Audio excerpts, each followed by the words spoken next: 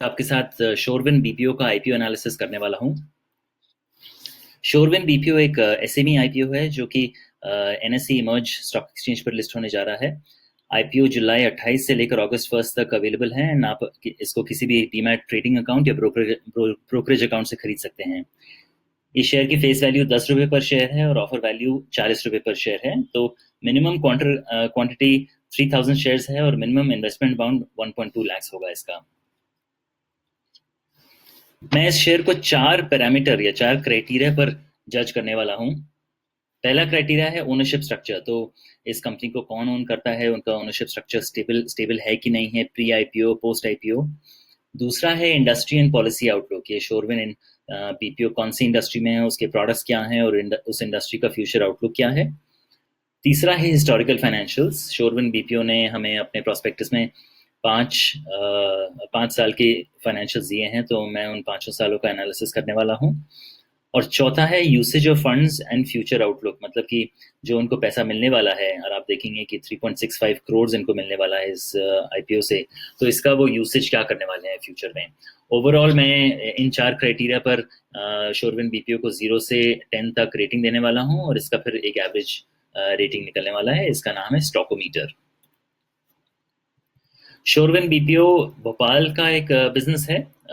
2007 से रन कर रहे हैं, मगर काफी थोड़ी बहुत स्टेबिलिटी आ गई है पिछले 5-6 साल से।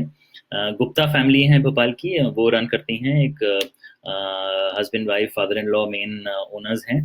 आईपीओ के बाद में फैमिली के पास 24,75,000 शेयर बचेंगे, जो हैं पूरे कंपनी के 73% शेयर्स होंगे।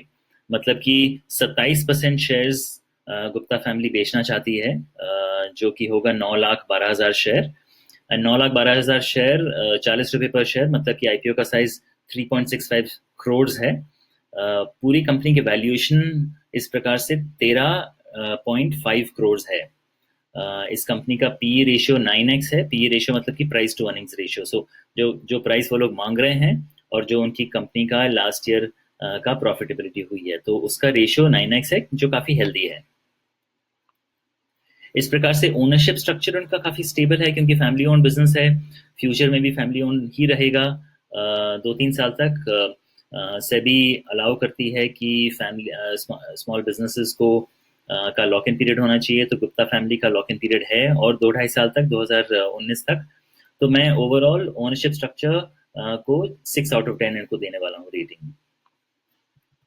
दूसरा हमारा पैरामीटर है इंडस्ट्री एंड पॉलिसी आउटलुक। शोरविन बीपीओ, जैसा उसका नाम सजेस्ट करते हैं, एक आईटी और आईटी सर्विसेज बिजनेस है। वैसे तो ज़्यादातर इनका बिजनेस आईटी और आईटी सर्विसेज है, मगर इनके प्रोस्पेक्टस में ये भी लिखा गया है कि ये लोग outsourcing services, digital solutions, data management services, consulting, fibre optic cabling, ये सब काम करते हैं। बट उनके फाइनेंशियल्स में मेरे को ये नहीं नज़र आया कि ये लोग इतना सारा काम करते हैं। फाइनेंशियल्स में इनको ये नज़र आता है कि 95% ऑफ द बिजनेस इनका कॉल सेंटर या आईटी बिजनेस से ही, आईटी सर्विसेज बिजनेस से ही आता है। तो इनके जो इंडस्ट्री आउटलुक है, इनके पॉजिटिव और नेगेटिव फैक्टर्स दोनों देख लें एक बारी। पॉजिटिव फैक्टर्स हैं कि ये लोग आईटी आईटी सर्विसेज में हैं, जो कि काफ़ी फॉरवर्ड लुकिंग फ्यूचर इंडस्ट्री है इंडिया के लिए, वर्ल्ड के लिए। इंडिया में बहुत बड़ा डोमेस्टिक मार्केट है, ग्लोबली बड़ा डोमेस्टिक मार्केट है। यूएस बहुत बड़ा मार्केट है, बट इंडिया भी बहुत बड़ा डोमेस्टिक मार्केट है। एंड इंडिया में इनके पास बहुत सारा सपोर्ट है स्टेट गवर्नमेंट से, पॉलिसी मेकर से काफ़ी सपोर्ट है आईटी और टेक्नोलॉजी कंपनीज के लिए। जो नेगेटिव फैक्टर्स हैं कि आईटी इंडस्ट्री पिछले 25 साल में काफ़ी सक्सेसफुल रही है, तो बट यहाँ पर 16,000 कंपनीज कम्पीट कर रही हैं। मतलब कि शोरविन बीपीओ एक 16,000 में से एक कंपनी है, मतलब कि उनका कंपटीशन काफ़ी स्ट्रांग है। ये कंपनी ज़्यादातर डोमेस्टिक मार्केट में सेल करती है, और डोमेस्टिक मार्केट, जैसा कि आप जानते हैं, काफ़ी हम लोग प्राइस सेंसिटिव हैं और लो मार्जिन बिजनेस है इनका यहाँ पर, और बहुत कंपटीशन भी है।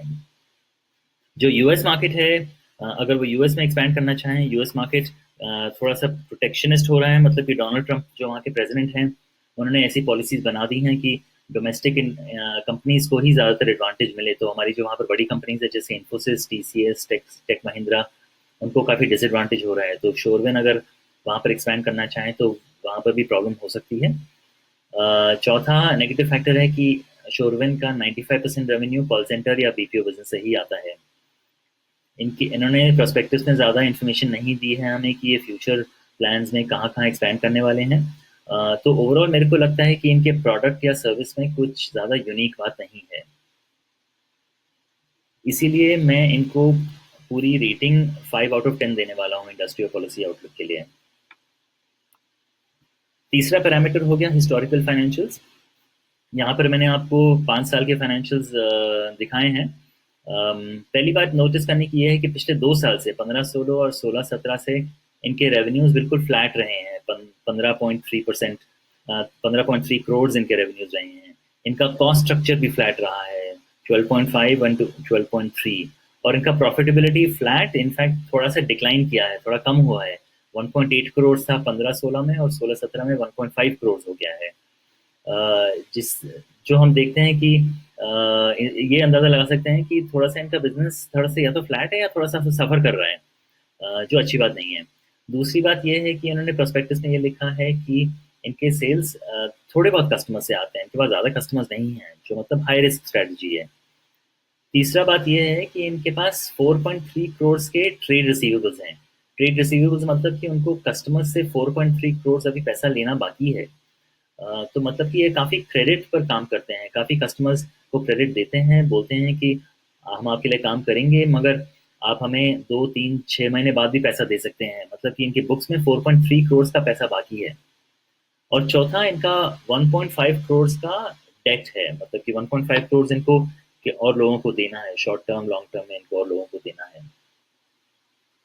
ये सब नज़र में रखते हुए मैं इनको पूरी रेटिंग हिस्टोरिकल फाइनेंशियल्स के लिए 10 में से 2 नंबर दूंगा, सो 2/10 रेटिंग दूंगा।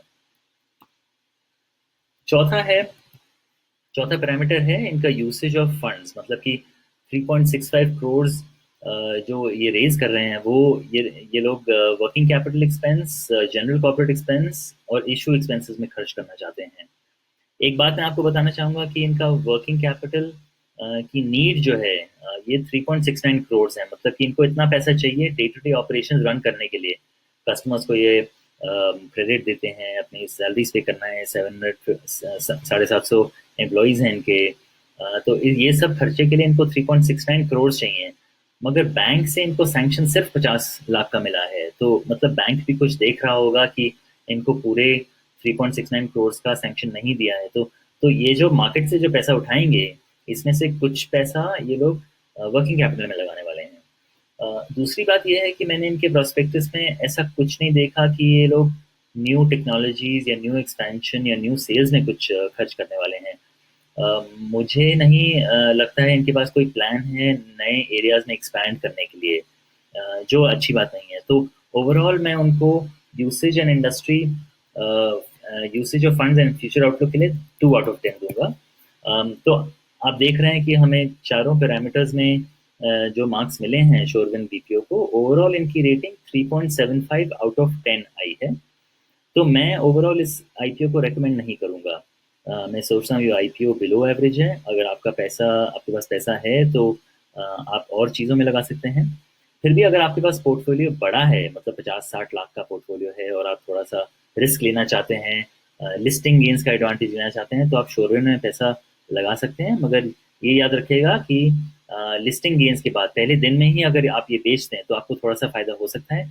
मेरे को नहीं लगता कि मीडियम टर्म या लॉन्ग टर्म में ये अच्छा इन्वेस्टमेंट होगा। धन्यवाद दोस्तों।